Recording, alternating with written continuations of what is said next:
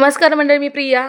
Please kitchen तुमचं स्वागत आहे. आज खूपच सोपी, झटपट आणि टेस्टी अशी रेसिपी घेऊन आलेली आहे. मुगाच्या डाळीचा लसूणी खिचा. ही रेसिपी इतकी छान लागते की ना, एकदा खाल्लं की पुन्हा पुन्हा खावंसं वाटेल. चला तर मग सुरुवात करूया. सर्वात आधी आपण 1 वाटी मुगाची डाळ घेतलेली आहे. ती 10 ते 15 मिनिटं भिजत ठेवलेली आहे. नंतर कुकरला 1 ते 2 शिट्ट्या करून घेतलेल्या आहेत. छान अशी शिजवून घेतलेली आहे.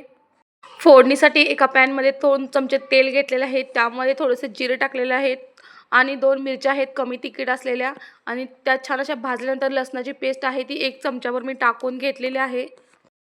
लसूण पेस्ट चांगले भाजल्यानंतर त्यामध्ये अगदी चिमूटभर असा हिंग टाकून घ्यायचं आहे. छान अशी फोडणी पुन्हा एकदा भाजायची आहे.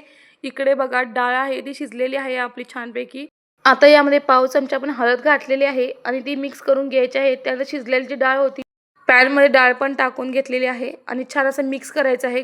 गॅस कमी करून घ्यायचा आहे आता आणि कंटिन्युअसली आपल्याला हलवून घ्यायचं आहे, जेणेकरून एकतर खाली करपणार नाही आणि मुगाची डाळ आहे ती छान अशी स्मूथली पेस्ट बनेल. आणि यामध्ये थोडंसं पाणी घालायचं आहे, साधारण अर्धी पळी पाणी घालून घेतलेलं आहे यामध्ये आणि छान पुन्हा एक ते छान असे मिक्स करून घ्यायचं आहे.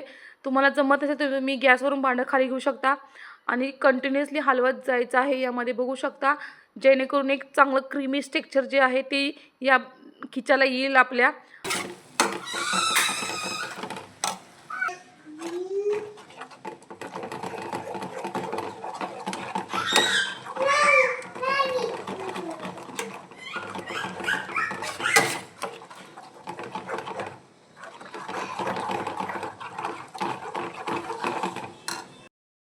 छान असं मिक्स करून घेतलेलं आहे. थोडंसं क्रीमी टेक्स्चर आलेलं आहे आणि त्यामध्ये वरून छान अशी बारीक चिरलेली कोथिंबीर आणि अगदी थोडीशी पुदिन्याची पानं आहे ते टाकून घ्यायचे आहेत यामध्ये.